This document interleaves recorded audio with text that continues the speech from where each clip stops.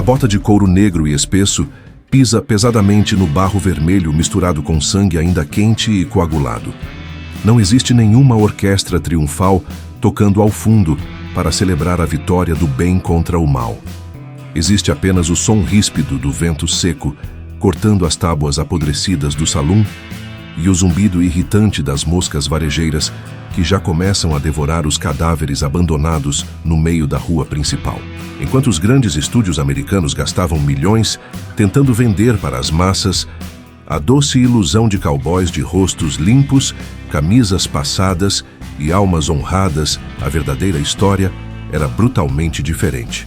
O renomado historiador Christopher Frayling documentou essa dura realidade de forma incontestável em seu livro Spaghetti Westerns, de 1981, atestando que a verdadeira essência da fronteira forjada pelo cinema europeu era cínica, implacável e afogada em uma violência suja que refletia o desespero mais obscuro da natureza humana.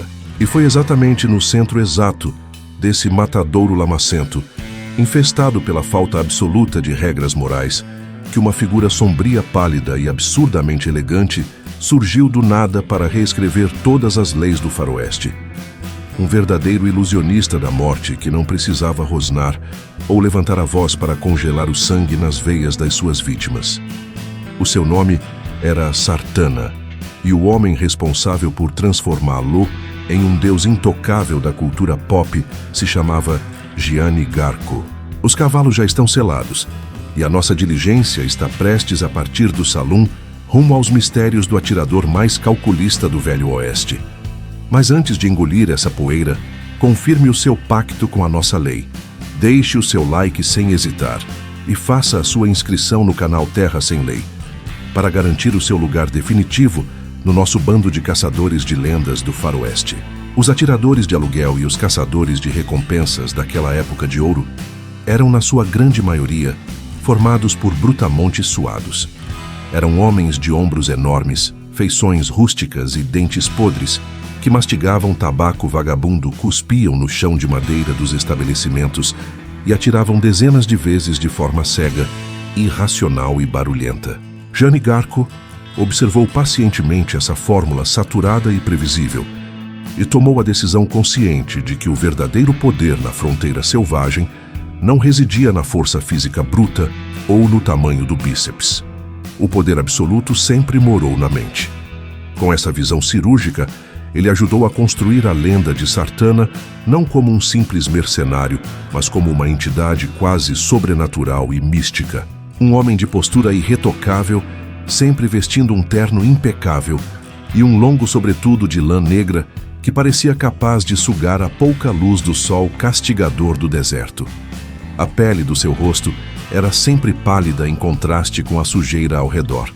Os olhos eram rasos e frios como duas pedras polidas de gelo, e o seu pequeno sorriso enigmático de canto de boca era quase sempre a última coisa que um homem condenado enxergava antes de cair duro na poeira.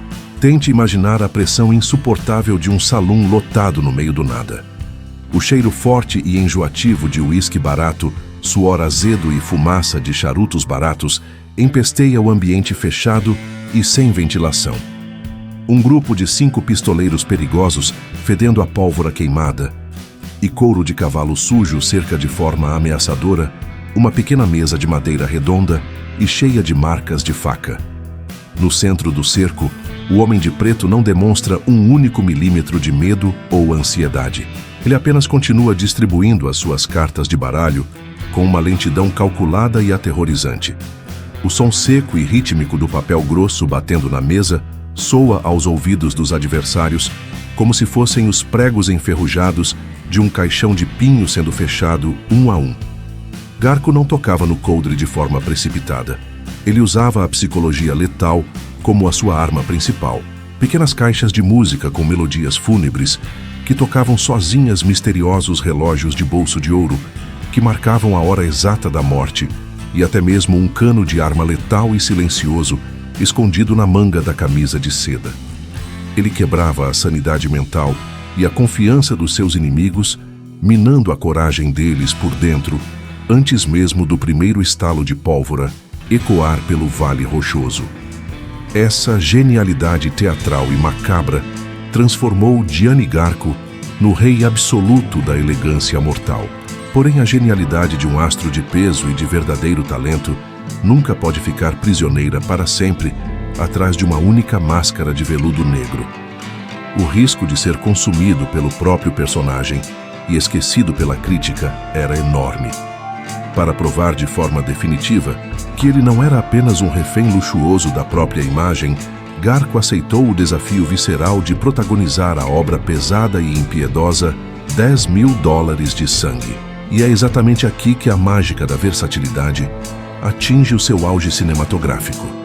A capa preta perfeitamente cortada, o sorriso enigmático e os truques mágicos de cartas desaparecem por completo e dão lugar a um instinto animal de pura sobrevivência. Ele é arremessado sem a menor piedade na lama mais profunda e fétida da fronteira para interpretar um fora-da-lei, caçador de recompensas rústico, visceral e desesperado. Um homem falho e violento que respira o ar sufocante carregado de poeira amarela e que dorme no relento, sentindo o gosto amargo do próprio sangue misturado com terra na boca seca. A câmera nessa obra-prima não esconde a feiura do mundo.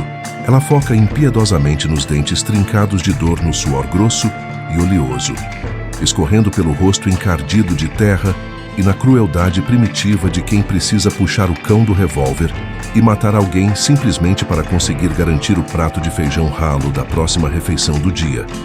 A brutalidade física e emocional dessa atuação chocou profundamente o público da época, que estava extremamente mal acostumado com a aura intocável e polida de Sartana. Garco se joga na sujeira rasteja na areia escaldante, sofre espancamentos violentos, que deixam hematomas roxos no seu corpo, quebram ossos, rasgam a pele queimada de sol e mancham o chão de tábuas irregulares com poças de um vermelho muito escuro e brilhante.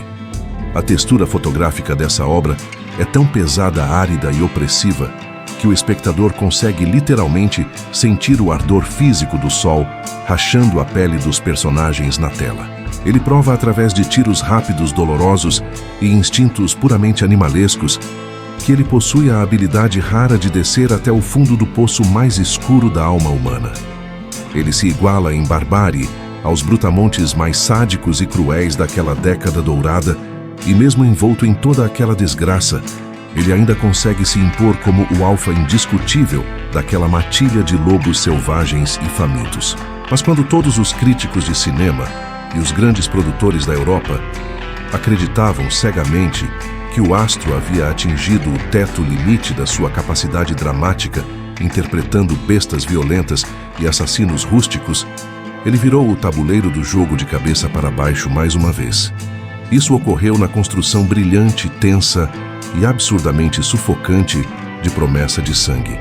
O cenário da carnificina agora não é mais o deserto aberto e infinito.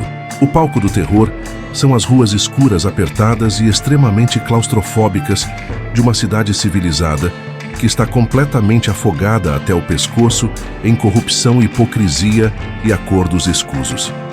A textura dominante agora não é mais a areia do cânion, mas sim a aspereza úmida e amarelada da madeira nova e grossa da forca, que está sendo erguida lentamente no meio da praça principal. O som que domina a narrativa não é o do galope veloz dos cavalos, mas o baque constante, monótono e agoniante dos grandes martelos de ferro, ecoando por toda a madrugada fria, cobrando a vida de um homem desesperado que observa tudo pelas grades enferrujadas de uma cela imunda. Neste filme complexo e obscuro, Garco assume o majestoso e complexo papel do advogado Silver. Ele não puxa o seu revólver de cano longo na primeira ofensa ou no primeiro insulto proferido por um capanga qualquer no balcão do bar. Ele age como um verdadeiro predador de sangue frio e paciência infinita. Ele senta em silêncio, ouve atentamente as inverdades e estuda friamente o movimento involuntário da pupila dilatada da testemunha que está mentindo sob juramento e consegue literalmente sentir o cheiro ácido da covardia transpirando pelos poros sebosos dos juízes vendidos e dos falsos xerifes engravatados. A dor central e o grande motor psicológico desta narrativa é o som perturbador do relógio batendo e correndo acelerado contra a vida de um homem assustado e condenado à morte por crimes terríveis que ele jamais cometeu. O suspense criminal consome e corrói a mente de quem assiste, sem permitir que o público relaxe os ombros por um único segundo. Gianni Garco consegue transformar a sala silenciosa de um simples tribunal de madeira em um campo de execução muito mais letal e devastador do que qualquer duelo a céu aberto na poeira escaldante. O seu olhar astuto, afiado e sem emoção penetra as defesas psicológicas mais profundas dos verdadeiros assassinos, escondidos em roupas caras. Ele usa o próprio intelecto avassalador, como se fosse uma faca de caça extremamente afiada, cortando a teia pegajosa de mentiras, acordos sombrios e falsos testemunhos, com uma frieza matemática, até que a verdade horrível, sangrenta e inegável seja exposta na frente de todos os cidadãos daquela cidade podre. Ele provou de uma vez por todas para a história do cinema que um cérebro verdadeiramente brilhante e focado preso dentro de um corpo calmo e metódico é infinitamente mais perigoso e letal do que dezenas de armas pesadas e carregadas tremendo nas mãos de covardes e idiotas em pânico. Mas absolutamente toda lenda que se preze e que queira ter o seu nome cravado em pedra na história mundial precisa passar pelo seu teste de fogo definitivo e inquestionável.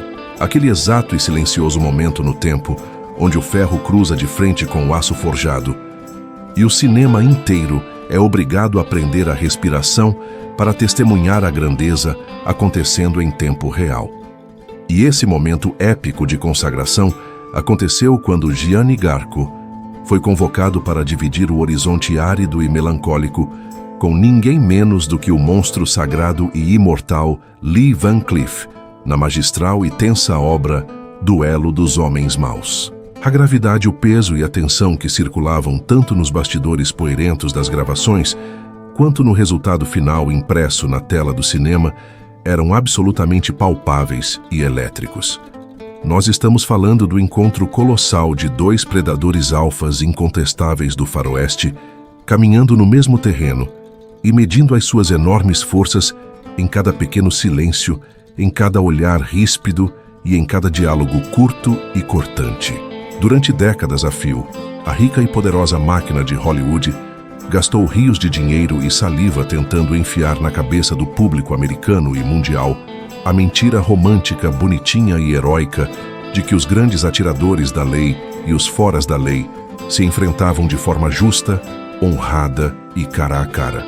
O famoso duelo de rua ao meio-dia, caminhando 10 passos para trás em linha reta, olhando firmemente nos olhos do oponente e sacando as armas pesadas com extrema justiça, exatamente no último e longo badalar dos pesados sinos de bronze da velha igreja da cidade.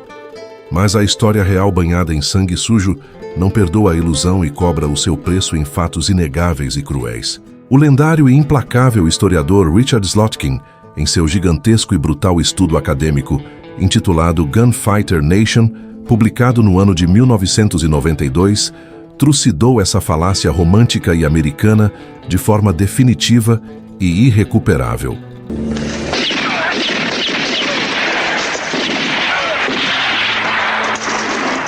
Usando documentos policiais da época e relatos médicos de necrotério reais do Velho Oeste, Slotkin provou com absoluta certeza matemática que a vasta e esmagadora maioria dos grandes tiroteios mortais da fronteira real sempre terminava com covardes tiros de espingarda nas costas das vítimas.